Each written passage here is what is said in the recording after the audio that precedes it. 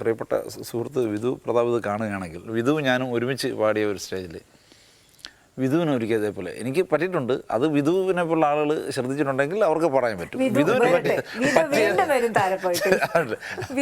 പറ്റിയൊരു ഒരു ക്ഷേത്രത്തിൽ ഞാനും വിധുവും ഒരുമിച്ചുള്ള ഒരു സ്റ്റേജിൽ കഥയിലെ രാജകുമാരൻ എന്ന് പാട്ട്, കഥയിലെ രാജകുമാരൻ, അത് വിധു പാടാൻ കഴിയാം.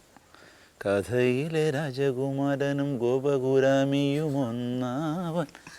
ബാക്ക് സ്റ്റേജിൽ നിന്ന് ഞങ്ങൾ ചിരിച്ചോണ്ട് ഒരു ഒറ്റ ഓട്ടമായിരുന്നു. എന്തോന്ന് പാടിയത്, കുരാമിയാ പറഞ്ഞിട്ട്. അതുപോലെ ഒരുപാട് അവസരങ്ങളുണ്ട്. ഈ വരികൾ തെറ്റിപ്പോവുകയും പക്ഷെ അത് പ്രശ്നങ്ങളുണ്ടാക്കാതെ അറിയാത്ത കൊണ്ടുപോവുകയും ചെയ്യണം.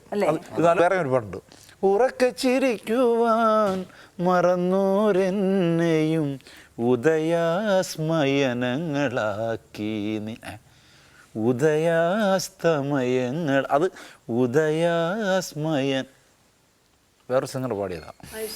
ഇങ്ങനെ ഇതുപോലത്തെ ഒരുപാട് രസകരമായ അനുഭവങ്ങൾ ഒരുപാടുണ്ട്. പറയുകയാണെങ്കിൽ നമുക്ക്